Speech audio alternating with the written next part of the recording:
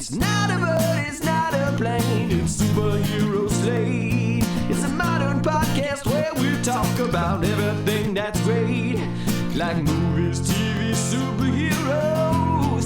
It's Superhero Slate. Oh yeah. Hello everyone and welcome to Superhero Slate, the show where we run down the latest superhero entertainment news. We love TV, movies, and superheroes, so let's talk it all out. My name is Chris Dillard. And my name is Mike Royer. And this week, we're talking about some big changes with the DC Universe on the film and movie side. You know what, Chris? I feel like people are listening to this possibly on Halloween Day, or if not, like the night before. Can you say this maybe a little bit more spooky? Oh, spooky. Okay, let me get spooky. This week we're talking about the big changes with the DC Universe. Ooh, spooky. We get our first official look at Ant-Man and the Wasp, Quantumania. The trailer. Oh, Black Panther has a red carpet premiere. Ooh. And more. That was the growl of a panther right behind you. I thought it was really. I was there. I turned around and looked. There was nothing there. You fooled me. You had me.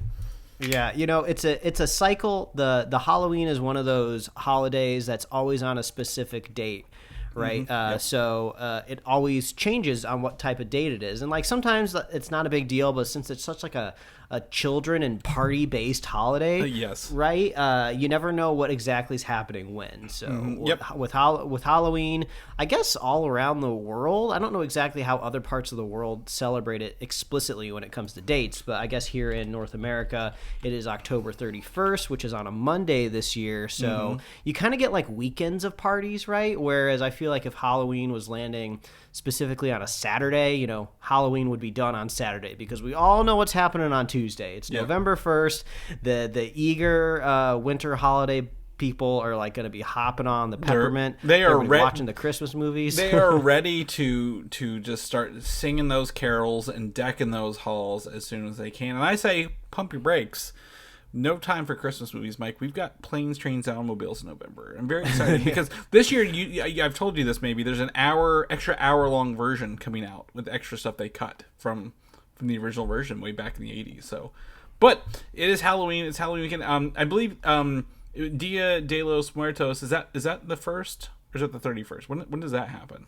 Don't ask me. I was going to say, there's probably some other I guess holidays close to this, but it's fun. I went to a Halloween party last night. Mike, I dressed up as Thor from Love and Thunder. My wife was the mighty Thor from Thor Love and Thunder. You got to see this photo. We had a good time. I had the full hair and everything. It is very frustrating to wear a wig with that much hair because you don't know where it starts and it's not really your hair. So it was very fun, very exciting to do that, and I'm glad. I know you've got an outfit. I don't know if I don't want to say what it is unless you're willing to share. But I've just been keeping it on the lowdown from people that'll see it in person. It's not extravagant or anything, but it's always more fun to like walk into like a party, right? And they're just like, oh, I wasn't expecting that. But yeah, I have like a kind of a somewhat kind of bootleg casual Emperor Cusco costume, which has been fun to wear because you just need a gigantic red t-shirt and you're basically halfway there. You just need some sort of like little gold crown, but I'll be throwing that on tomorrow. So yeah, like I said, it's like the night before Halloween, so we're trying to get into the spooky mood. So we've been watching some like spooky Halloween-y movies. Our area that we live in, Burbank, California, is home to a lot of really creative people that work in the industry. So there's just a lot of really awesome decorations all around town. And there's an article I pulled up for our area that had like a decorating contest, and they listed all these addresses. So I whipped up my Google Maps and I threw all of these locations on there, and I had to like drag and move them around, or else we'd be driving crisscrossing around town. So I made this like cool little loop that we drove around. Obviously, the big skeletons, the 12-foot skeletons, right? Yeah, everybody loves them. Like you got them even on your. They're everywhere because you can just go out and buy them. But I've seen some like now that they've been out for a couple years, they've been getting either like modified or they're making more expensive ones. There's like one where like the eyes like have little LCD screens, so they like blink and they can like emote. And there's like another version where like the chest cavity like glows fire, and I was like, okay, that's pretty cool. I've seen some other people adding their own like clothing items too, which I think is like pretty funny. So I'm always down for that. The best decorations, though, last night were anything that was very heavily themed. And there was 2 that were themed amazingly. The first one, I sent you a video of it. I put it up on my Instagram, so you can go check it out there. If it's maybe I should save it as a highlight because I don't know how to make a reel at all. But it was a God Saved a Queen theme, which is just perfectly timed. You walk up to the casket and their lawn, and it says like the mummy on it. And then there's all these like skeletons dressed in like this kind of, I guess, regal kind of clothing. Union Jack flags all over the place. It was great. It was amazing. Tons of people stopping on the street to look at that one. And then there was another one that was just like had a really cool Ghostbusters set piece. And we noticed this a month ago. We were driving around before really the Halloween vibes hit the city. And somebody had a gigantic Stay Puft marshmallow, like the size of their house, cut out of wood, and we were just like that. But that was the only thing in their yard like a month ago. So we went back and visited last night, and they had all the Ghostbusters out there. They had like rope LED lights coming out of their proton packs connecting to them. They even added another Ghostbuster to the roof with another like a proton pack, and it was great. So props to everyone out here. If you're living anywhere in the LA area, just like go around and check out Burbank, California. It looks great. But it was awesome. It was awesome vibes last night. We stopped, got a slice of pizza in the middle of looking at it. It was just cool. It was a new, I would say it's like a new Halloween tradition I think is going to be for us. Just like drive around town every Halloween, nab some pizza. There was good ranch with the pizza too. That's a whole nother topic. But if ever you're offering me ranch when I'm ordering the pizza and I don't have to ask for it, it's just like, ooh, I love you. Yeah, I mean, so I think for us, I mean, it's a little different where we live, right? We have a big pumpkin festival that everybody goes to here. It's pricey. You can go watch these pumpkins carved. But I went to my in-laws, and what I like the most about this time of year is the smell of like dead leaves, right? Like I know you probably don't get as many leaves out there dying as we do here in the Midwest, but you grew up with it, and you know the scent, right? Like, you know, the colder weather, the dead leaves, the kind of... it's been raining a little bit this week, right? You know, it always happens in the fall, so that smells very, very unique. So my brother-in-law he has like one of those like Razor, like 4-wheeler kind of things. He pulled a trailer. We did a little hayride with some kids, family, and friends, and it was really fun to be out in that and just like absorb the fall weather, right? We drove through the public graveyard like thing to make it spooky, but like at the end of the day, you're like, I just like being outside. I think one of the nice things of the fall is being outside in the milder temperatures here. I don't know about you out there. Hopefully it is mild for you, but it's been great. Normally we jump in the stuff that we watch here and we talk about it, but all my stuff's in the notes actually. It's got bullet points. So let's go ahead and jump into some of your spooky stuff here, because this is probably, I wouldn't say the end of the legitimacy of watching spooky stuff, but like the desire to watch scary movies probably dies off immediately after October 31st. Yeah, which is exactly why I watched these two things just very recently, because I knew once November 1st rolled around I wouldn't really want to watch them. But I went back and I finally rewatched the very first Scream from 1996, something I haven't seen in a very, very long time. I was but a scared little child when the movie came out.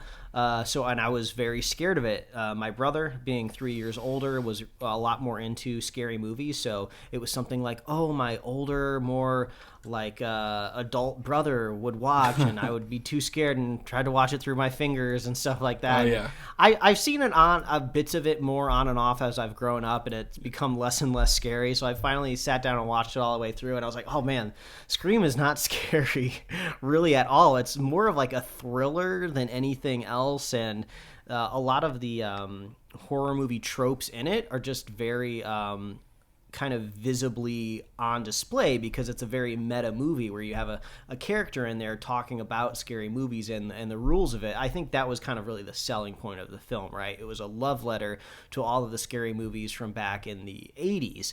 So the two takeaways from the Scream franchise really as a whole, I would say, is I think it's hilarious that Ghostface is very easy to topple over. Like just one like little kick while you're laying on the ground, you know, like screaming for your life to like his like side of his ribs. He's like down for the count for at least like 10 seconds, you know, for dramatic effect, which I thought was pretty hilarious because that even carries over into the sequel that I watched, Scream 2022. We just finished watching that one.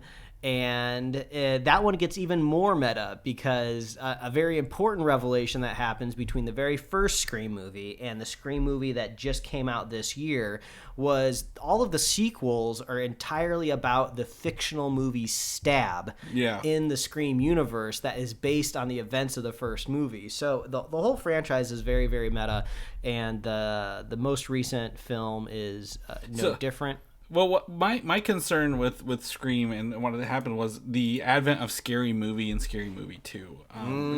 Really ruined Ghostface for me because they took that and made it, you know, huge parody, a lot of comedy. They made it where he was just kind of goofy and like because, you know, I don't think Scream has like a license on that likeness, right? I think it's just a mask kind of thing. Mm-hmm. Like literally anyone could like make fun of it, and like to me, it took the like you mentioned like. The perceived horror as a younger person yanked the rug right out from under it by making a parody version with a similar looking character.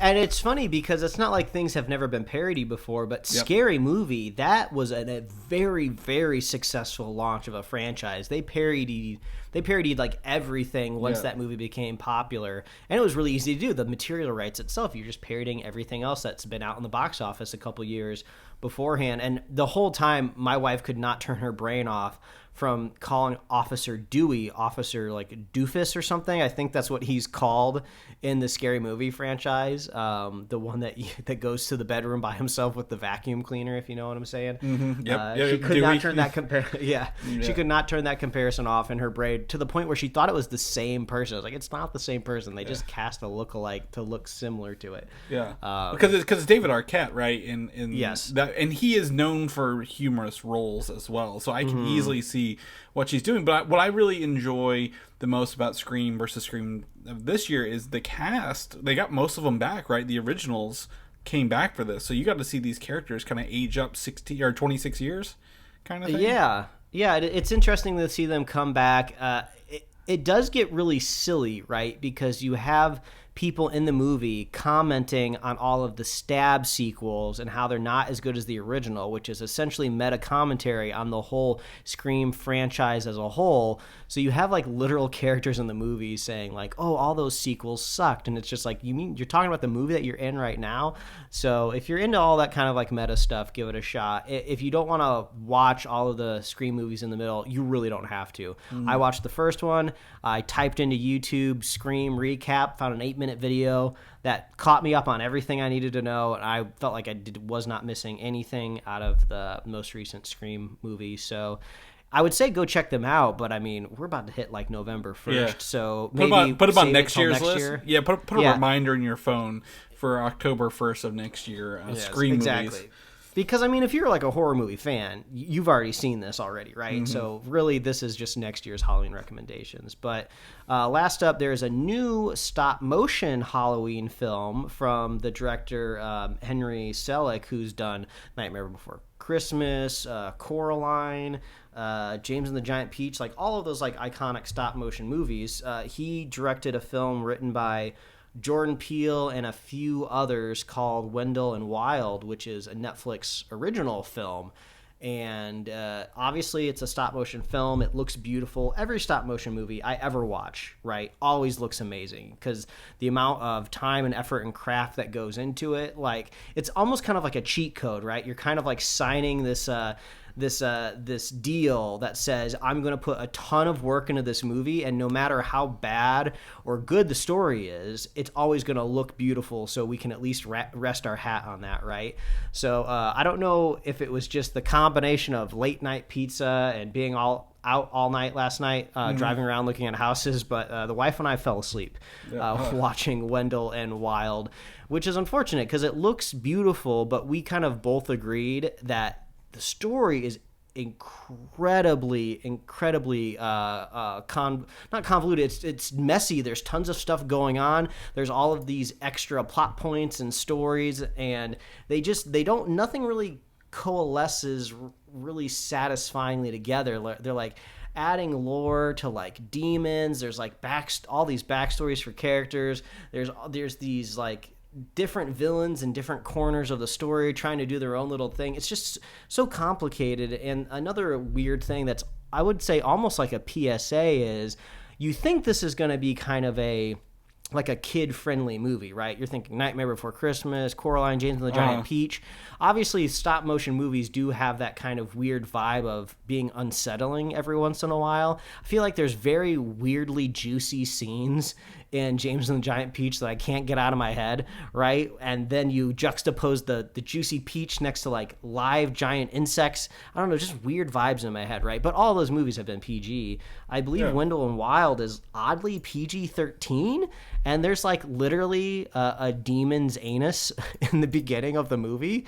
It's played for comedic effect for sure, but you're kind of like off balance as soon as you start watching this movie, because you're like, well, what's going on here? The main character's in handcuffs for a little bit at the beginning of the movie. It's very strange, and that's just like the best way I can sum up this movie. It lacks a focus, which I feel like would really help, because the movie is like obviously beautiful. So I say this saying I haven't even seen the last 20 minutes of the movie yet, because we fell asleep and then we didn't want to finish it. So I'm seeing positive reviews out there for it. So I wouldn't be surprised if you do like it. Maybe we're just missing a very satisfying turn in the third act that we haven't finished yet. But yeah, we weren't super stoked to go back and finish it. Yeah.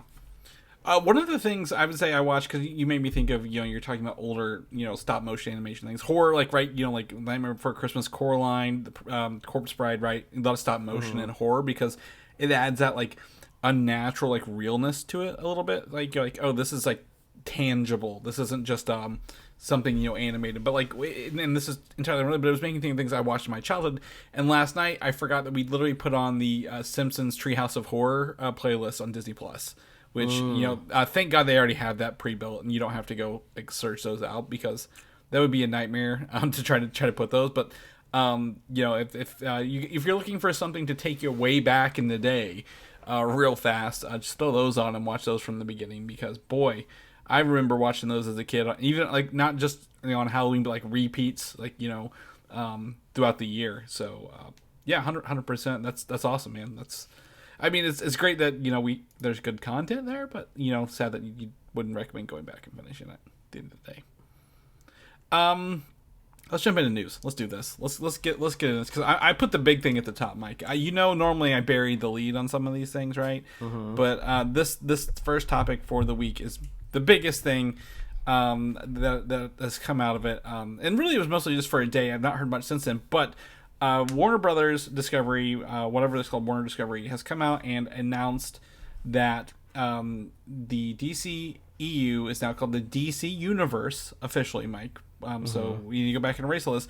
But James Gunn and Peter Safran have been announced as co-CEOs of the DC Film, TV, and Animation Studios over there. Yeah, I feel like it's maybe officially called DC Studios. I'm not 100% sure what the name of it was, but yeah, essentially James Gunn and Peter Safran together, a two-headed monster will be tackling what is the DC universe, and they're essentially going to be DC's Kevin Feige, which I suppose you could look at as a big compliment, right? Feige has been so successful, you need two people to accomplish what he's been able to do. Well, and one of the fun things come out after this recently is that I think not Peter Safran, the David Zaslav actually went to Kevin Feige and made him an offer to run the DC universe before this, and James Gunn did say the first person he told after he got this job was in fact Kevin Feige himself. So obviously there is no bad blood here, right? I believe even Kevin has congratulated James Gunn, and by God, going from a very much a C-list movie maker to the co-CEO of a very lucrative studio with lots of options, not just movies but film, TV, and animation is huge. Couple notes here. This is a 4-year deal for them, right? That's pretty standard fare, and it starts November 1st, so that is on Tuesday. But my understanding is it will prevent Gunn from doing any Marvel projects while he's there. So don't expect, I believe, any more Guardians spin-offs from him necessarily, a Guardians 4 within this time frame, but it does not affect the release of the Guardians Holiday Special, and more specifically Guardians of the Galaxy Volume 3. So we can take a breath there. Yeah, 4 years, not a whole lot of time to kind of really hit the ground running and to see results. Obviously, you can weigh in on things that are in production, try to tweak things, move things, add story notes, because obviously both of these creatives know story, so they can weigh in that way. But you don't necessarily have to make them, CEOs and creatives in order to have bring them in and give notes. So I am curious if they're going to have like an overall strategy. This will be the first time, maybe in both of their careers, definitely Gunn, where they have to answer to more of a higher authority, right? They're not just going to be planning out, story beats of their next project. They have to be planning out beats for this whole universe, strategizing what goes on HBO Max, what should be a series, what should be a movie. So it's a different job, but I mean, maybe it's good that there's two of them. Peter Safran has that producer background, and Gunn has the creative side to him. So it's a good combo, that's for sure. Yeah, 100%. I think, and they've worked together before on I believe Safran was at least a producer on the Suicide Squad and Peacemaker, and I think he's also on Aquaman that was not Gunn related. So he's got some fingers in DC properties that are still viable, if you will. Gunn's got, again, obviously the Suicide Squad and Peacemaker 2. But I think, to me, there's an interesting dynamic here, right? 4 years. If we're talking film, you can start putting things in place and picking people to run those movies, right, within 4 years, because it's like, what, a year of pre-production, a year of production, and then a year of post, right? About 3 years to make a movie, if maybe that. DC takes a little longer in their post-production. We know that, so there might be something. So they're obviously setting the board in 4 years. Maybe if things are working, they'll continue this role, right? That would be fantastic. But maybe they can start it and then pull somebody in to see it through. I don't know. And we've talked about this before, and I think this is good news. I think my concerns, and you kind of nailed it on the head there. James Gunn is a creative. He's never really run a studio or really been in charge of everything, right? He's written, directed, quote unquote acted in his movies.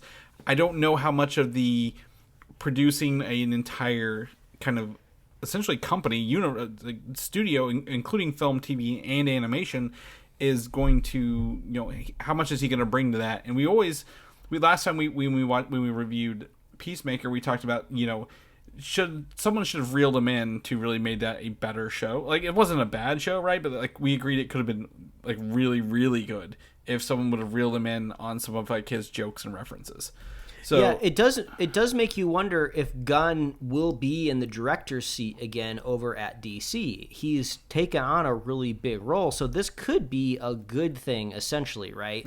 Gunn now needs to be fostering other creatives in the industry and bringing in people that he trusts. Obviously he'll be in an executive producer kind of slot, so he'll be on set, giving notes, looking at, scripts, planning out larger ideas, for sure. But yeah, it seems just like it's in the same sense of like, well, you don't see Kevin Feige, directing any Marvel movies, right? But he is an army of one, so there's no way he'd have time to do that. So, he's a machine with a hat. Yeah, so who knows? I could see Gunn stepping in to direct, maybe 1 or 2 episodes of like the next season of Peacemaker or something like that, right? Something that he can kind of just drop in for like a couple of weeks and then drop out and get back to work, Yeah, exactly. So yeah, that's one thing we've talked about, and I there's a lot of questions here we just don't know, but it sounds like possibly. And I would not be surprised if by Comic-Con of next year, San Diego Comic-Con, there is a big Warner Brothers, DC Films, DC whatever studios presentation where they announce everything he's been working on, right? Like this is what we're doing. Gunn and Safran as a team. This is what we're doing. This is what we're gonna. This is the future for us, and we have it mapped out now. Because he does have the benefit of working with Marvel, right? He knows how Marvel works on the inside. He knows how they work on the outside, and he can probably translate a lot of that over for maybe some success at Warner Brothers, because while they've always tried to create their own Marvel over there, a la Justice League, they really just kind of skipped all the actual building, right? We talked about that with Black Adam. There's the Justice Society. Well, who the hell are they? Why the hell don't they know each other? Why are they a team if nobody is meeting? If everyone's meeting for the first time, kind of thing. But we're supposed to believe they had a history. So hopefully, this is not bad news by any means. It's just really surprising news, I guess, is what I would put there. Yeah. The truth of the matter is they got a tough year ahead of them, right? Shazam! Fury of the Gods is going to be the first film that they have under their belt next year, right? And everyone's going to know, very clearly that, whether it's good or bad, it's not going to be, their fault or to their credit, right? They just got on the job, right? And the same for The Flash and Aquaman 2 next year as well. These are all films that, they have not really had much control over, so they're going to have to kind of weather the storm, right? Whether it's good or bad. And two of those titles have a whole lot of drama swirling around them. So yeah, 2024 is probably going to be their year more than anything else. Mm-hmm. I don't know if maybe season 2 of Peacemaker slots in here some way, and they can kind of maybe hang their hat on that a little bit more. But yeah, I think you're right. 2024, some sort of convention. I don't know if it's Comic-Con or Fandom. I would hope that James Gunn is just like, nobody likes Fandom. I'm in charge. We're getting rid of it. And we're going to go back to Comic-Con where, we're going to deliver a big 1-2 punch. So yeah, hold on to your pants about another year. The two things I'll add to the end. Number one, he will not oversee the Batman 2 or Joker 2 movies. Those are supposedly in their own producers' hands. So they also exist outside of the DC universe, right? So those aren't connected to anything going on here. So that's fine. Which is actually, that's strange. I never really thought about that. Kind of similar to when you acquire a company or an IP, there's these legacy contracts that are still out there, right? Can you imagine Feige not being able to, weigh in on something that's coming out in the MCU? Well, that'd be very strange. That was phase 1 and the start of phase 2, right? Whenever Marvel still had their comics creative council or whatever that ran through everything and everybody got mad at, but yeah, there's that. And also the only other thing that could affect this is literally if the rumors that Zaslav is coming in to streamline Warner Discovery and then resell again, another purchaser could essentially end this and start their own thing, whatever that looks like. So shenanigans. Yeah, so anything. I don't think anything bad will happen here, but there is that big asterisk. Hey, if that's true, someone buys us up, contracts are null and void. Right? We can hire and fire anyone we want in that situation. But I don't think anyone's. I didn't hear any discourse about this, right? So I think everyone's fine. Everyone seems to be, I would say, cautiously optimistic. Yeah, probably even more optimistic than cautiously, because I think they'll tie into our next bit of news here, where after years and years of questioning, will Henry Cavill come back as Superman? He says he has confirmed that talks are in place for him to return as Superman in the DC universe, Mike. So he has come out and said that himself. This could be part of the new Gunn Safran leadership, but the producer for this movie is not James Gunn or Peter Safran. He is currently soliciting scripts or pitches for this movie, whatever it may be. So it does not sound like it will be a Zack Snyder Man of Steel 2. Thankfully, it will be somebody else running and going for a Superman movie with Henry Cavill. I'll be really pessimistic here and say I'm probably not going to care about this until they announce a director that has some sort of vision or some sort of excitement behind it, right? Yeah, obviously, Cavill looks good in the suit, right?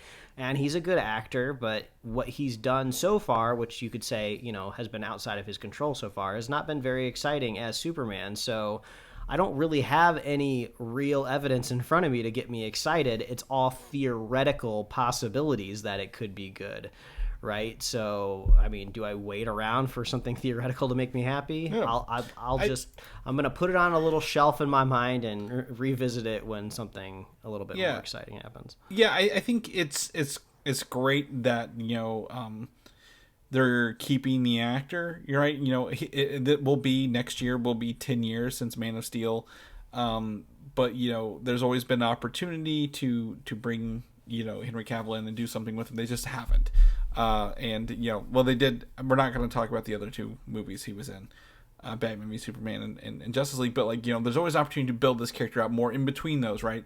And that I think is the exciting part. Superman since the original movies in the Christopher Reeve era, have we really been excited for Superman on live action screen other than his TV shows, right? I mean, you're a Smallville casual viewer at this point. He's still got his own show on DC with Superman and Lois. I mean, he's always been, he had what was the one they had that was in the 90s, the Superman show?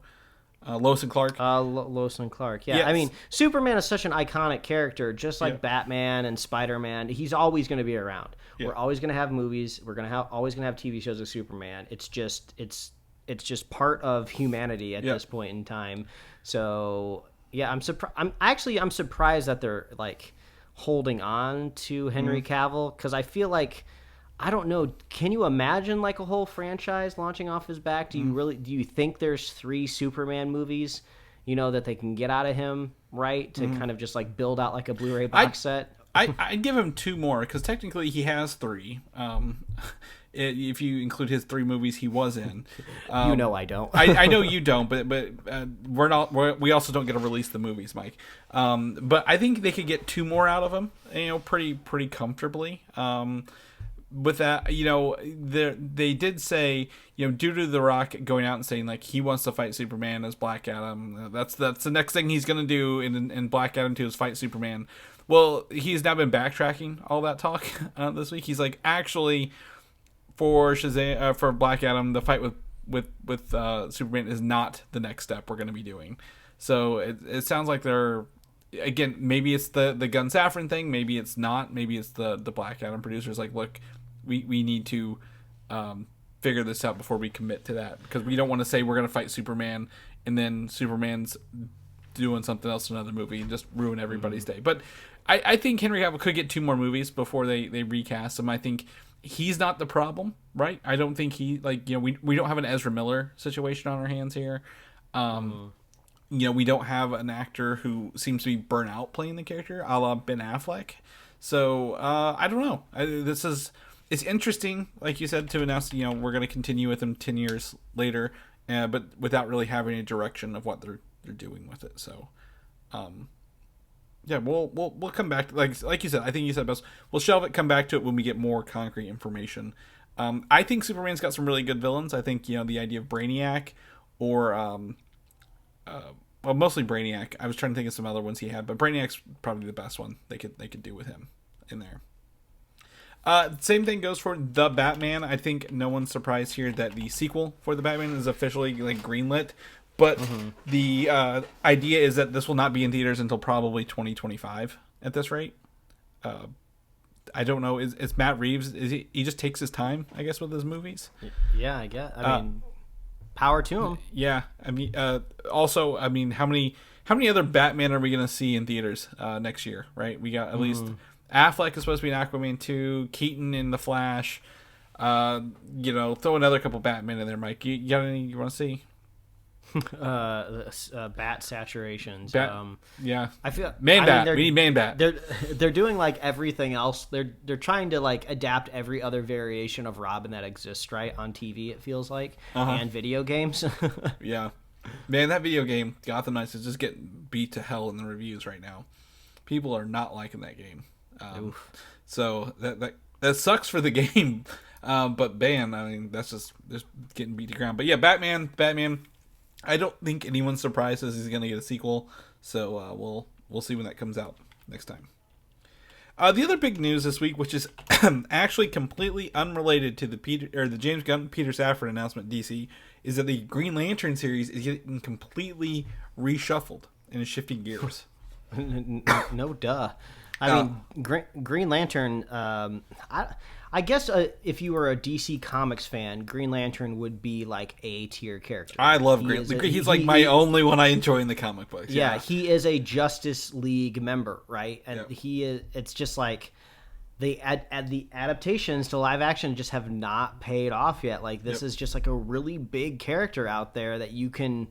I mean, you could hang an entire franchise off of this character, and it just hasn't worked yet. So it makes sense. That's like, let's not release something that's like weird, and there's like the show on HBO Max, but then there's also a movie version of the character. Let's maybe try to shuffle this and make it work. So this is still the series version of it, which they were writing. So the report is the writer Seth Grahame-Smith he left after the recent changes at Warner Discovery with the merger and the firings.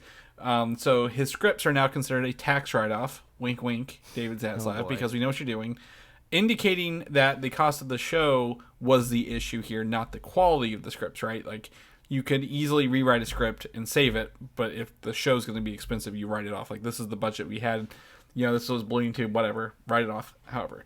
But, as we previously reported, they had picked really weird-ass Green Lantern characters for this. Like, really, like, lower B, upper C characters. Like, Guy Gardner in the original Green Lantern, Alan Scott, as, like, actors for this. And that's, like, really weird because, literally, you have Hal Jordan and Jon Stewart as, like, the main two, right? They've been in, like, everything, animated shows.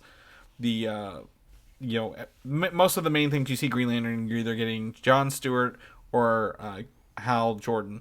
So they've revamped it. They're kicking out these obscure Green Lantern characters and actually going with a Jon Stewart-based series, which is going to be way better because people know who he is, and it's one character of Green Lantern focus rather than multiple Green Lanterns kind of floating around there. So I think this is much better news for Green Lantern than all the stuff we'd been hearing leading up to this for the show. Yeah, I wonder if you try to tie it into Peacemaker, right? The only series on HBO Max that, is positively moving the DC universe forward, right? Does it make sense to tie it to it? Is there still kind of this idea out there in the DC universe that they're going to be these different worlds and these different realities just existing so they can kind of just make whatever they want to make, because I don't know how the Joker sequel could ever factor in anything. It's such a specific story to tell, right? And it would be weird to kind of shoehorn that into something. So yeah, and they're definitely not doing, like, the Joker and the Batman are like going to stay separate. I think, to me, what is, I don't know if it needs to tie into Peacemaker. Like I said, they need to build themselves up before they tie into another show. For sure, but I think there's opportunity. Like, to me, the Green Lanterns are always very similar to the Guardians of the Galaxy, right? A lot of space stuff, a lot of out and meeting interesting looking creatures. The core are always the people in the core are very different looking, and are different alien species. So I think there's an opportunity here to have it out there. But you do bring up a good point. Now that I'm sitting here talking it out loud. There were the aliens in Peacemaker. So you could literally tie, I guess, that part of it to the Green Lanterns, right? Like, hey, there's this species trying to take over planets.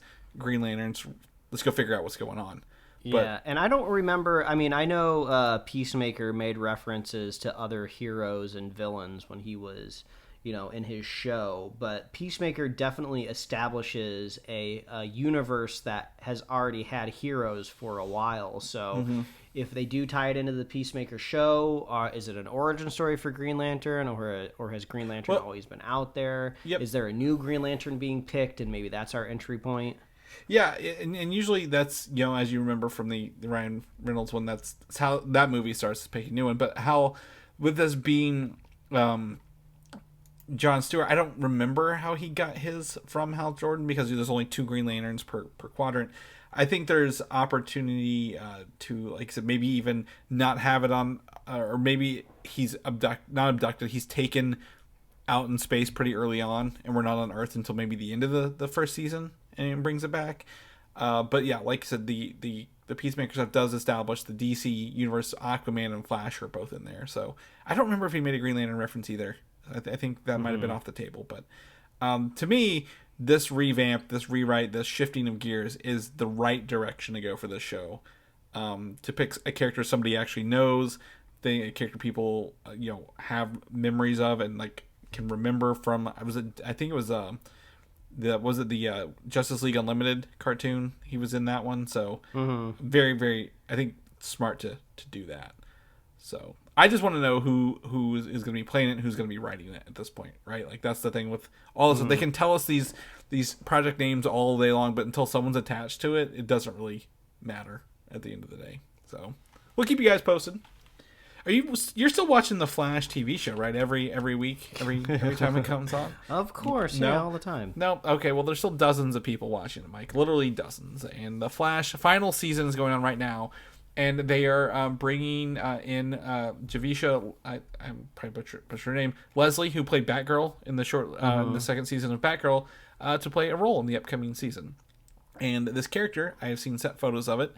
It could be a spoiler-ish, but I think it's actually really, really cool information. It doesn't ruin, I think, the season or the show, but would you like to know what it is? Yeah, lay it on me. I'd be curious. Spoiler alert if you are still watching The Flash. You're probably not. But she is playing a character called the Red Death. Are you familiar with the Red Death in the comic books? I am not. Okay, so there was a series of books called Batman Dark... I think it was Dark Knight's Metal. And essentially what it was, there are Batman from another universe who have gone on to kill the superhero, their evil Batman, take on the abilities of one of the superheroes in that universe, right? So the Red Death is the Batman who killed the Flash and got Speed Force abilities. So if you Speed Force Batman, that's cool. Pretty much, and yeah, and literally it's an evil version, right? Because it's the Red Death. Like obviously it's not a good version.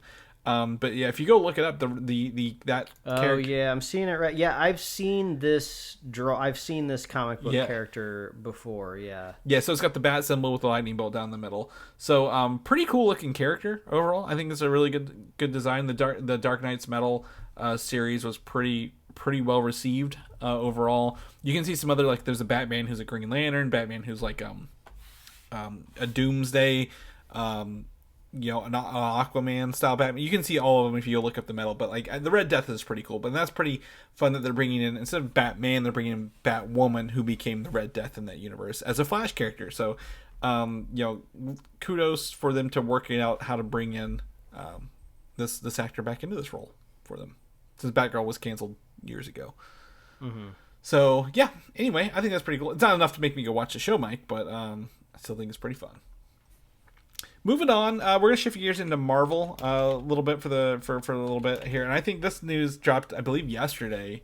Maybe early leaks on Friday, rumors, but confirmed by Deadline yesterday that Disney Plus is working on a series. It's in development starring the Vision, and it'll probably be called Vision Quest, since that's a comic book series of the same name. But they're going to be taking, obviously, Vision, the White Vision from WandaVision, and creating a series around him instead of putting him in a movie, I guess.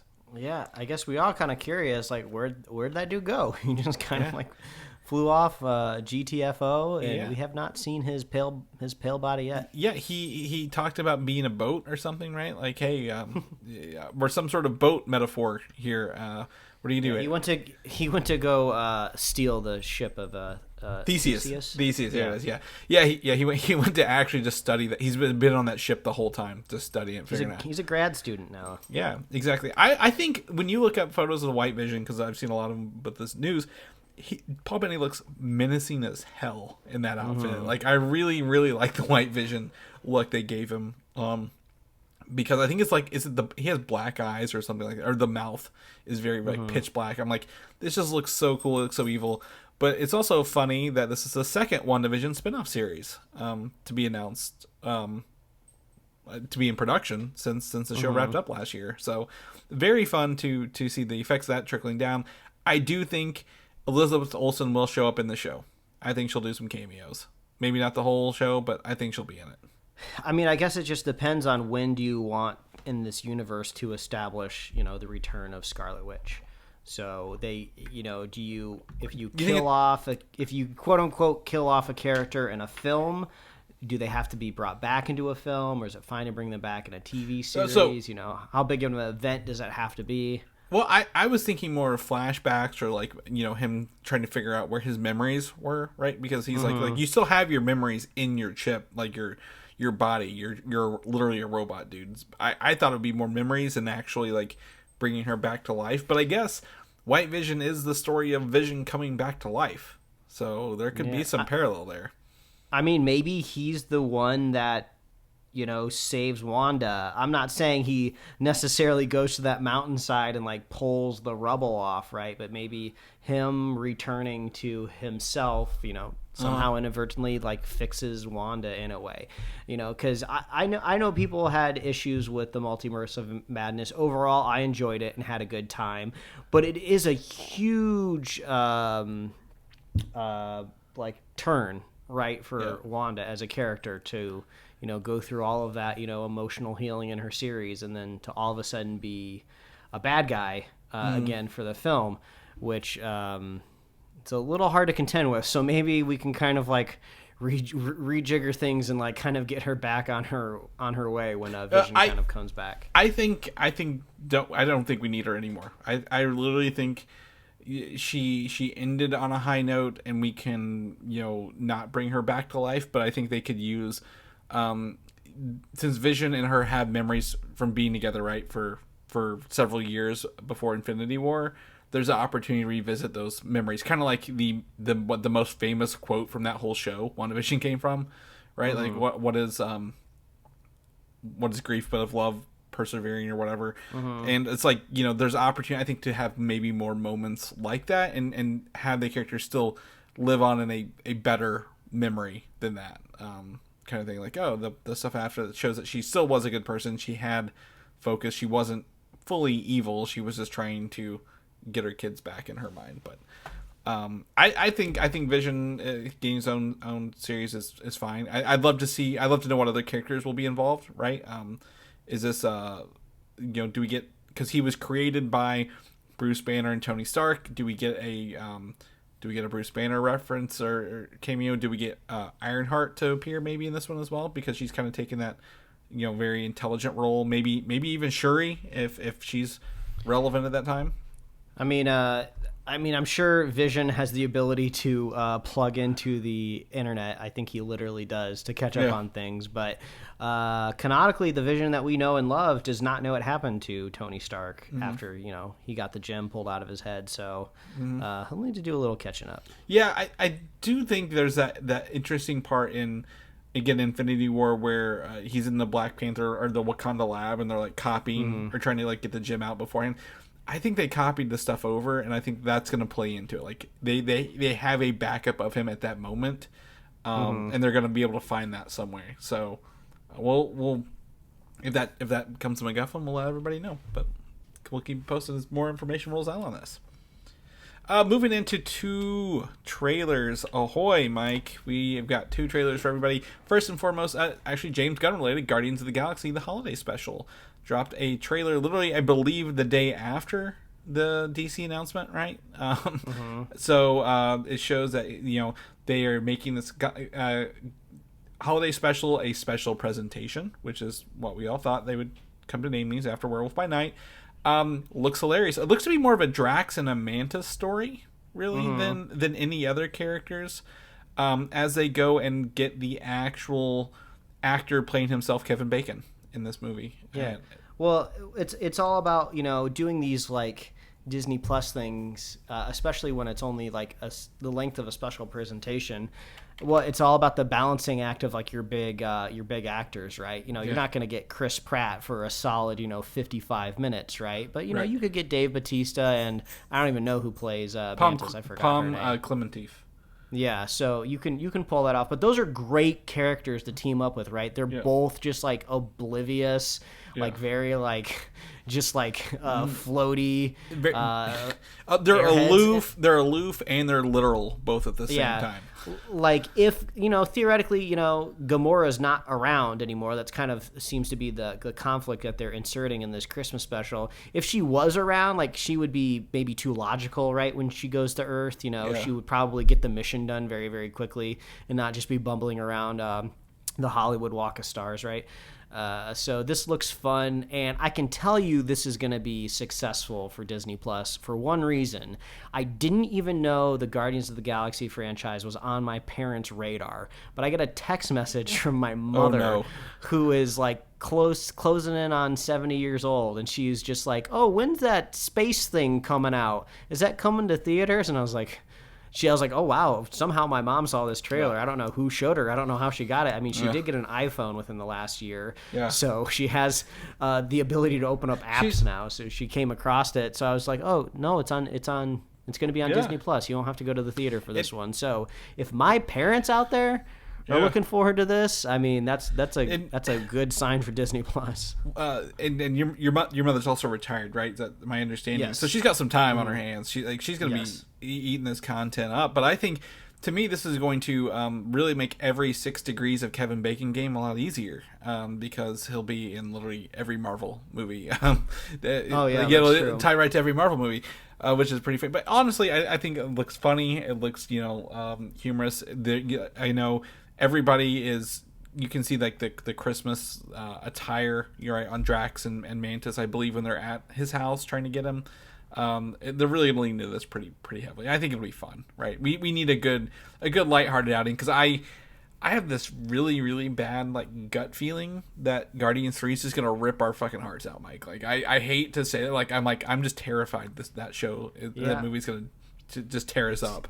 It's gonna be the last one with that crew. And just to clarify, in case my mother is listening, I believe I aged her too much. She's 60. She's 67. Just to set the record straight. Yep. But she doesn't look a day over 45. Wow. So all things are well. Yes. Thank you, Mike's mom. We appreciate you listening. Love you, Mom. Yes. And this is coming out for her. It's going to be on Disney Plus November 25th, Mike, the Wednesday before Thanksgiving. So literally, don't worry about which holiday you're going to be talking, because you're going to watch it right before Thanksgiving and then go watch it again on Thanksgiving Day and then the day after. Whenever you're watching it with family, you can do that coming up pretty soon. So I think that's awesome. That's in November, not December, for everybody. Following, I guess the day before that, I texted Mike this literally, I think after we got off the air last week. Ant-Man and the Wasp: Quantumania dropped a trailer this week. The first official trailer for everybody. And I'll tell you what, this does not feel or look like any Ant-Man movie we've ever seen before, Mike. I believe the stakes are the highest they've ever been. And I feel it. It feels like a real, like, actual things are on the line other than a shrinking, skyscraper than anything else. Yeah, I'm curious how much of this film takes place in the quantum realm. We obviously got to get a little bit more explanation of what is down there, right? Because the little glimpses that we've seen of it just kind of makes it look more like of this ethereal kind of science-y, fiction-y place, but it looks like now that they're stipulating in this trailer that there's civilizations down there, there's people and everything. So once you get down to the quantum level, is it actually quantum, or have you kind of slipped into another universe overall? Why is Bill Murray there? Is this all existing inside of a leaf, and if somebody walks by on the sidewalk and steps on the leaf, are they all crushed? I don't think that's the case. I say you got to go much. I think you're closer with the universe part. I'm curious to also I guess that's not the way I wanted to put this. This was interesting to watch because we had watched off of the show. We watched a leaked trailer for this that was aired at some convention. I don't remember. San Diego Comic-Con. Some Comic-Con, right?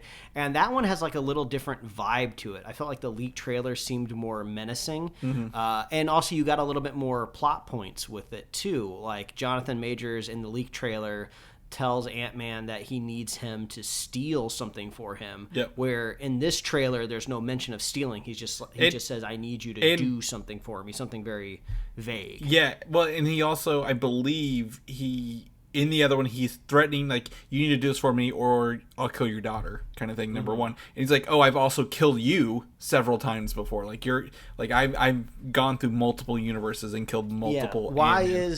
Why is Kang in the quantum realm? Is that where he's hiding out? Is he's just stopping by? You know, the original Wasp. Is that Janet? Is that her? That's her name, right? Yeah, Janet Van Dyne. Yeah, she is spooked to go back into the quantum realm because she didn't tell everybody everything. And has she come across Kang already down there, or is this just like just more of a general like, hey, it's not all fun and games down there, let's not go back? Yeah.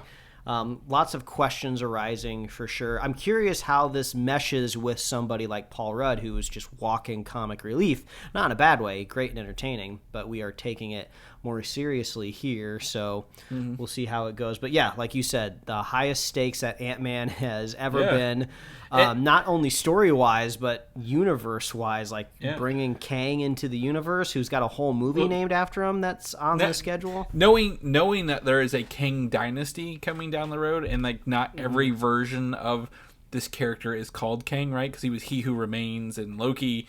So knowing that this version is the one that's going to be the one that's in trouble is interesting. I think Paul Rudd can pull off drama very well, you know, especially with the stakes, knowing that, you know, they've recast the daughter as an older actress. There's a lot kind of going on here, and I like the visuals. It looks different than any other movie. Like there's a lot, like I said, there's just a lot to look at. Like you mentioned, ethereal. There's the Chronopolis city, which is Kang's like town. Like you see the circles spinning around, and everyone's like, "Oh my gosh, they have glowing rings!" So that obviously must be connected to the 10 rings. I don't think it's connected to the 10 rings, but you know what? That's fine. Everyone's like, this is their new Mephisto, right? Everything's connected to 10 rings. I mean, I'm not ruling it out, but it is important to know that one thing that the MCU has always done really, really well is they try to keep the visual identity consistent throughout all of their movies. So even though you might have characters from other universes or from outer space or different sorts of technology, like even when you see like simple things like armored plates or barrels on guns or, you know, shoulder pads, right? They kind of all have like MCU vibes to them, right? You can tell they all kind of came from the same art direction in a way in pre-production, and they have a lot of great visual artists that work over there as well. So literally there is a person like with a pencil that's kind of, you know, drawing this stuff out. So that could always be the easiest answer too. Oh, the reason that those rings look familiar is like, well, you put those pre-production artists and tell them to draw any sort of ring with that looks like technologically advanced, you know, they're going to have similar, like, you know, Kirby lines, you know, stuff like that on it. So I don't know. Who knows? Yeah. We shall see. We do know that there is a mystery behind Shang-Chi's 10 rings. There's something mystical about them that's unexplained, so it wouldn't be out of the order. It wouldn't be unexpected to get a little bit more info on them. Yeah, 100%. Also, there we see Kang's time chair briefly, right? We get to see him in his blue mask several times, and one of them is when he's kind of coming down, like they obscure his chair a little bit, which is, his chair is very important to this, Mike, because his time chair allows him to exist in multiple realities at the same time, which is why when He Who Remains is like, if you kill me, you know, you're going to unleash worse versions of me. This is going to be the one that's like, I figured out a way to prevent people from cutting me off from all these timelines. There's also a really cool thing. It looks like Ant-Man's running in like larger versions of Ant-Man, or like running beside him and like falling down. Looks like maybe like a time ripple kind of effect.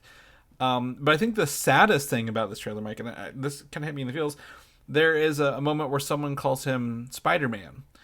And it seems to be an elderly man with a mustache and glasses. And I'm like, that was a Stan Lee cameo. That's what they wanted that to be. And we don't have Stan Lee anymore to be that cameo. But it looks fun. There's still that little bit of humor. The front looks like to be a lot of, again, huge stakes and a lot of drama in this one. So I'm very excited to see them take this to the next level, other than just, hey, they want to steal a shrinky lab that we're running around a city to hide. But it's coming out February 17th, 2023. This trailer dropping just in time before Black Panther Wakanda Forever. Moving on, the Black Panther Wakanda Forever is out and doing rounds, but this is unrelated because Nate Moore, who is also an MCU producer, not just Kevin Feige that's at the top. Nate Moore does other stuff. He confirms that the Eternals will be returning to Marvel. We have not seen the last of those characters, so it sounds like he, as a producer, has plans for those characters in some other movies. Mike, I don't know what they are, but I don't know if they'll get a solo film or not. Right? So, are you surprised? You don't sound surprised. Yeah, I mean, it seems like a big risk, right? I mean, this was the first time Marvel missed, right? I would say critically. The audience score I don't know. I've seen the Thor: The Dark World, and yeah, I guess, but I think Thor: The Dark World still. I don't know. It depends. Do you gauge the entire industry of Hollywood based on Rotten Tomatoes? It's probably not the best idea to do that, right? Yeah. But it was headline worthy enough to where Eternals was the first one to get that, rotten headline. So that's enough to at least and we've always talked about it's always an asterisk because no one's gone back and reviewed the movies like once they come out, right? Like you don't like go back and like, oh, because we do that. Well, like, okay, we compared the whole MCU as a whole, but no one's going back and like, oh, Thor: The Dark World really is the worst one of these, or like Iron Man 3 is the worst one, like because like they're in that moment rather than at that moment, Thor: The Dark World wasn't the worst movie, it was the worst movie, and things have gotten worse. But like, I think there's a sliding scale. But anyway, I mean, there's a lot of big name actors in that cast list, and I think you would be remiss not to use them or find a way to redeem them, kind of thing. But yeah, we just don't know. This is going to be a big question mark in everyone's head. Someone did say, I was talking to someone the other day. They were like, I really like the Eternals. They're like, it's my favorite MCU movie lately. I'm like, that is a unique standpoint that no one has said. So good on them. Yeah, I mean, everyone's entitled to liking their own movies, but that just kind of took me by surprise for a second. I'm like, oh, most people lean into either Shang-Chi or Spider-Man or Doctor Strange. So good for you. Shifting gears, I'm not really shifting too many gears. We're just staying in the same lane here. Black Panther Wakanda Forever had a red carpet event this past week, Mike. A lot of actors there. This is. We talked to our blue in the face about this movie, being so much and having so much on it, and the social media embargoes are lifted, so people out there saying things about the movie. I don't like to take first opening day previews, right? Like, or I guess early red carpet event previews as much, because if you're gonna be there, they're probably ready because you say good things about movies, like you don't say bad things. So I'm not gonna worry about that, but they did confirm there is only a mid-credit scene for this movie, Mike. There's no second post-credit scene for this film.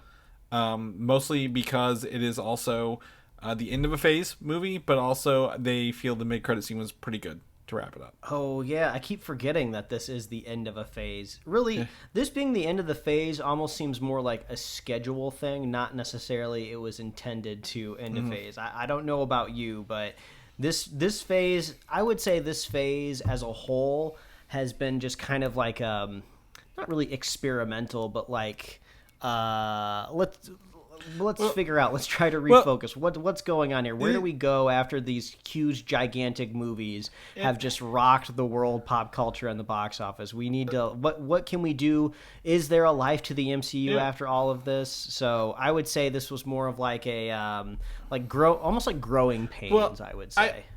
Yes, Kevin Feige. He's also because of Black. He's Phase 4 is about new introductions, right? And I would agree with him. Right, you have so many actors.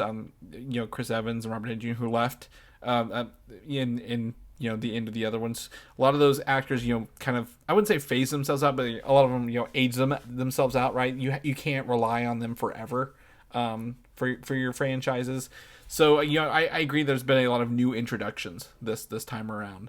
But at the same time, whether it's scheduling or not, I think with the Quantumania kicking off literally the next phase and King Dynasty being one of the two Avengers movies, I think that's important.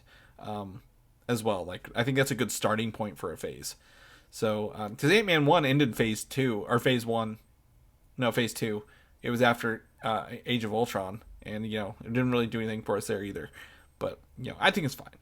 Also, this week, Rihanna is back with a new song for the upcoming movie. She's not done music in 6 years, apparently. And she has one, if not 2 songs for this movie. The new one's called Lift Me Up. This is not something you're going to be playing in the club. This is very much a very emotional, you know, driven musical piece. So we've included the link to the YouTube thing in our notes. Have you listened to it yet, Mike, at all? No, because I'm terrified that there's going to be spoilers somewhere in it. I've just gone on a full Black Panther firewall. Gotcha. So I listened to nothing will be getting in until I see the movie. I listened to it on Spotify, or like the preview, like the Spotify preview. There's nothing about the movie in it, so you're good in terms of lyrics if you come across it. I'm not going to watch the video, but it is on Spotify as well if you want to have a visual free experience with it. So there's that. One of the things I watched this week, Mike, was the Star Wars Tales of the Jedi, which is now out on Disney+. I know you have not got a chance to watch this yet. We talked about it before the show. But this is now out on Disney+. 6 episodes. 3 of them feature Ahsoka and 3 feature Count Dooku. And they don't go in that order either. It's not like 3 Count Dooku and 3 Ahsoka. They're split up a little bit in terms of this. And I was talking to Mike about this, and come to find out, Dave Filoni wrote all of these. And that is fantastic news for anyone who's a big fan of his Star Wars work, right? The Clone Wars, Rebels, you know, Mandalorian, stuff like that. And they're all at most 15 minutes. Most of them, one of them I think runs 12 minutes. And that's with credits included. So these are really brief run times. I was worried they were going to be like 30 minutes, right? Or like smaller, you know, actual episodes. 2 of these probably equal 1 episode. It's a fun experience, Mike.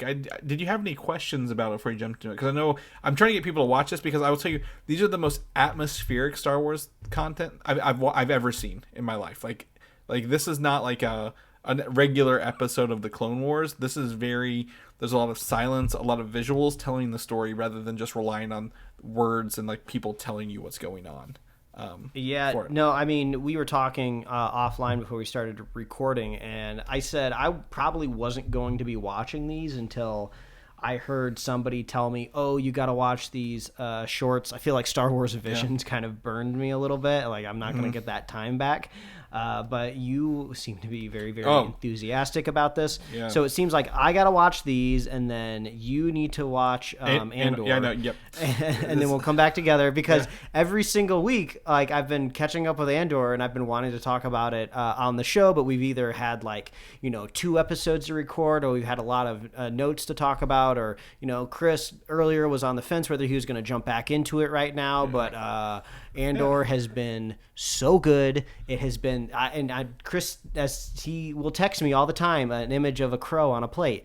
I'm eating crow because I only did that because he goes into our group text and he's like, Andor's the best show ever. I'm like, this is not. We would not.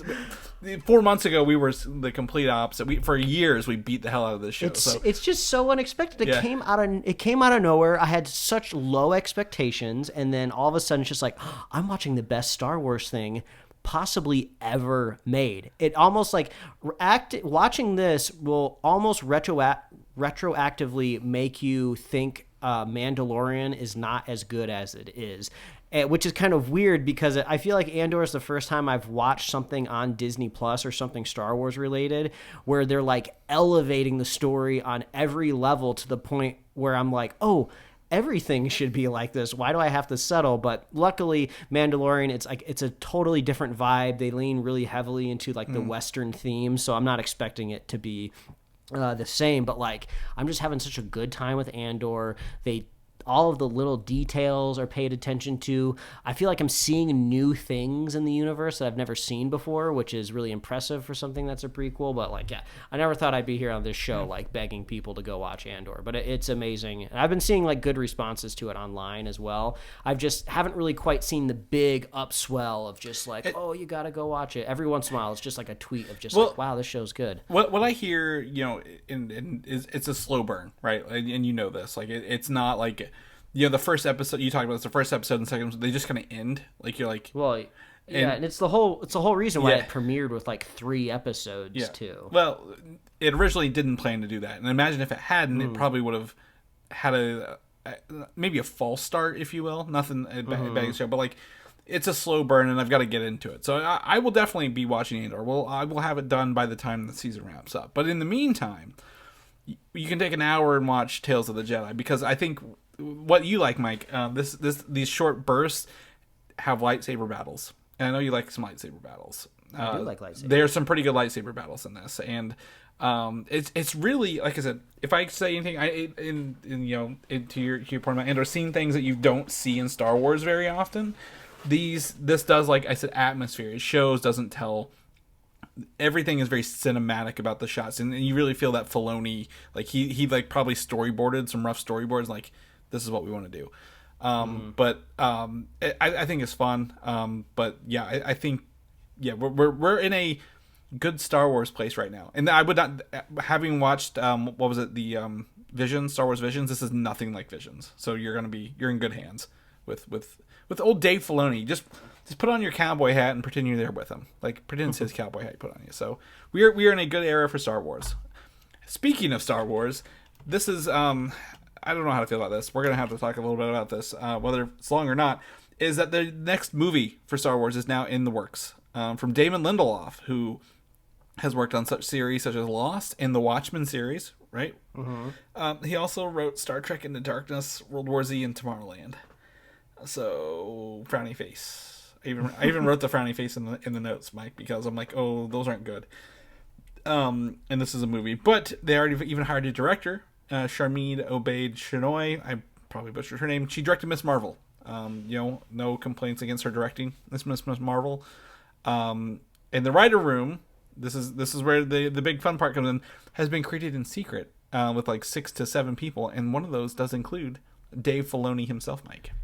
God, I mean, those are the steps, right, that they should have taken before they ever relaunched that original trilogy. This is what I wanted to hear. That third bullet point, that there is going to be an idea of where this franchise moves forward. And it's interesting, right, because we're not talking about the Taika Waititi movie. We're not talking about the Rian Johnson movie. We're not talking about the rumored possible Kevin Feige Star Wars movie. Oh. This seems like we are trying to relaunch the cinematic portion of Star Wars. Yes, and we're starting from the start. This is where you need to start. Yes, a writer's room. A writer's room, because it's not just one person who's you're relying on. You have a bunch of people bouncing ideas off of, and again, Dave Filoni, I believe, is the Star Wars Bible. Right, he knows events and characters up, down, left, right. Fantastic. And this movie is going to be set after the Rise of Skywalker film, and it may have characters from those movies in it. However, it is not a continuation of the Skywalker saga.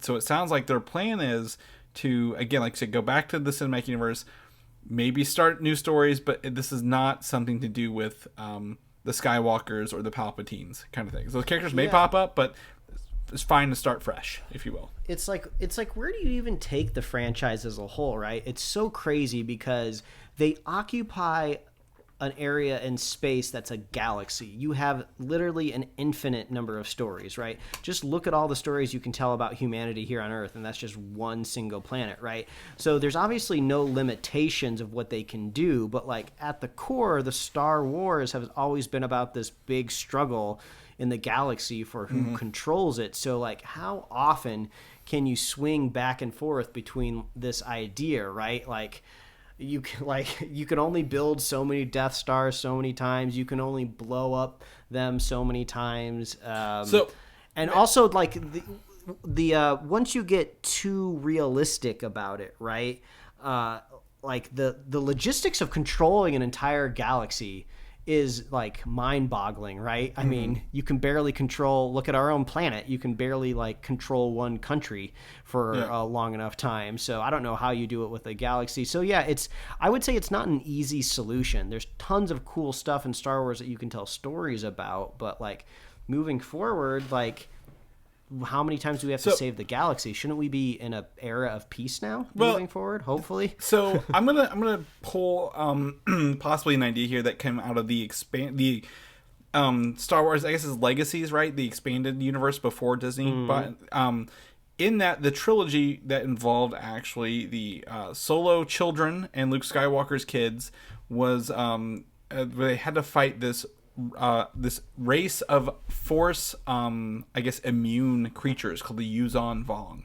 So literally, they just kind of came out of the outer depths of space, right, in the galaxy that nobody knew they existed, and tried to capture or have to take over all of the actual known space that was settled and had a seat at the Coruscant table, if you will.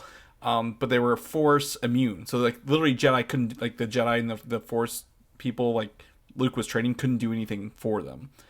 I think that's an idea, right? Like you mentioned, an unknown, not necessarily. I don't want a technologically advanced race, but maybe somebody who's I don't know, who's I guess more primal, right? I'm looking at them now. Primal's a really good way to put them. They very much look alien, but in the sense of they actors could play them because they have humanoid bodies in a way, right? Yeah. So this could be a way to unite kind of the light side and the dark side of just did the Knights of Ren all die? I don't even remember. Sure, why not? I think so.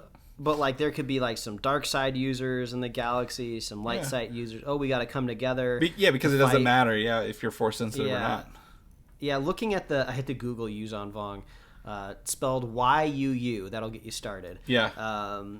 And I'm getting Star Trek vibes. Well, that's what I was gonna say. It's kind of like I was thinking Klingons, right? Klingons a little bit. They're very down to you can't use technology to beat them because they're not using technology, kind of thing. And there's opportunities, and I say this simply because I had to look this up, one of the Tales of the Jedi shorts pulled actual almost word for word description out of a legacy novel to create a whole episode out of that. Dave Filoni did.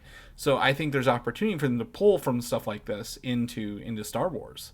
Right? It would be I feel it's definitely a dice roll, right? I wouldn't say it would guarantee that it would work because it seems so alien, I guess pun intended, to bring in an outsider to this universe. But it would be interesting, right? All of a sudden you bring in somebody from outside the galaxy who doesn't know what you've been through, doesn't care what you've been through, doesn't know what a Senate is, and just messes shit up. So that could liven things up a little bit. Yeah, and I think it keeps the war there, but makes it a different type of war, right? You're not building Death Stars, you're not building huge Star Destroyers over and over again. So I think there's opportunity, but this is I've got mixed feelings about this, right? We've been burned by Star Wars movies for so long, but it sounds like possibly they're trying to take a step in the right direction with a writer room here to get the story straight first before making the movie. So we'll keep you posted, Mike. I know we're a little over. We're going long here, but let's keep going. Star Wars real fast. The Ahsoka series, Ezra Bridger, the actor, the character is rumored to get a live action series after the Ahsoka show. And the actor apparently signed on for that show when he was cast for the Ahsoka series as well, with the understanding that he will be in his own show later on. And this would be in the Mandalorian timeline, yeah, right? Because in the episode with Ahsoka, that's where he shows up. Yeah, he's looking for Thrawn. Okay, gotcha. That's all I needed to know, because I have to think about what are the implications of who can cross over with this character, right? Yeah, I think there's still the Thrawn, the Ahsoka. Again, Mandalorian. When he shows up in an episode, it makes it better, right? So I don't think it's going to be bad. I just don't know much about where Ezra Bridger could go in a post. I don't know, a mid-range kind of world there before, after 6, before 7. You've never seen an episode of Doctor Who in your life, have you? I've seen one. Literally, okay. I've seen one. Okay. So I'm a big Doctor Who fan. This is the other thing I've been watching. I found out there are very, really good audio mixes for the older Doctor Who episodes. And so I've got to mix that audio with the files I have, but I can make my own really good sounding audio quality ones. And it's been great. So with that opportunity, I've taken the opportunity to watch these with my wife, who's never seen Doctor Who before. So literally after we started watching it, they made an announcement that new episodes of Doctor Who will be coming to Disney Plus outside of the UK and Ireland, where it's on BBC, next year, starting next year, with the new special starring David Tennant and Neil Patrick Harris. And I only say this because David Tennant has in everyone's MCU, or Marvel knowledge because of his portrayal of the Purple Man and Jessica Jones, which was fantastic. And everybody loves Neil Patrick Harris, right? We need some Doogie Howser in our life. It's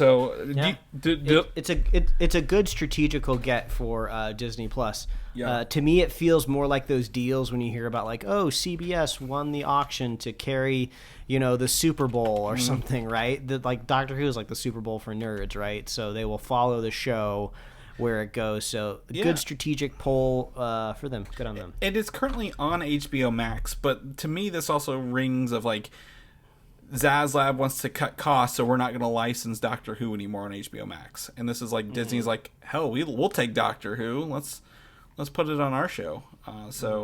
And this is also Doctor Who starting 2005 with Christopher Eccleston, who played Malekith in Thor: The Dark World, the evil elf. So there's a lot of MCU people who started in Doctor Who and made their way to MCU. So it'd be a great time to jump on next year with David Tennant and Neil Patrick Harris. This news came yesterday, late yesterday for me. Henry Cavill will not return as Geralt of Rivia in The Witcher Season 4. Which is... Yeah, this was interesting because you would think it's maybe contract negotiations fell because, you're transitioning from Season 3 to Season 4 and, Henry Cavill wanted more money. But there was a note pin that was released that Cavill was just oh no, I'm all on board for this, somebody else is going to be taking the helm, it was great while I was here. To me it just seems like a mutual decision at a time where Henry Cavill wants to get back into the feature film universe where his mega stardom kind of more belongs, right? And also maybe he can kind of sense that I don't know, is the hype for The Witcher there anymore? They're getting a fourth season, so people are watching it, but I never hear really, when I get together with friends that are super nerdy, I never really hear anyone talk about The Witcher. Obviously, it's all anecdotal, so maybe Henry Cavill is just I'm going to get out while the getting's good and go be in a Mission Impossible movie or, be Superman for a while. He was in Mission Impossible. Mm-hmm. Yeah, but I couldn't remember if he died, so I couldn't remember if he'd come back or not. He took a hook to the face. That's right. He fell in the helicopter, right? Yeah, because you're he can totally live. Oh no, he's dead. He's dead. So. That I think there's that. Everyone's it's a Superman. It may not be Superman. He just was Enola Holmes 2 is coming out on Netflix. Right, Netflix has treated Henry Cavill well, right, very well with the Witcher shows. He's still going to be in season 3, which is summer of next year. He wants to do more movies, and that's totally fine. Filming this show, I hear, is also I wouldn't say torture, but it takes up a lot of time because they're on locations for a lot of it.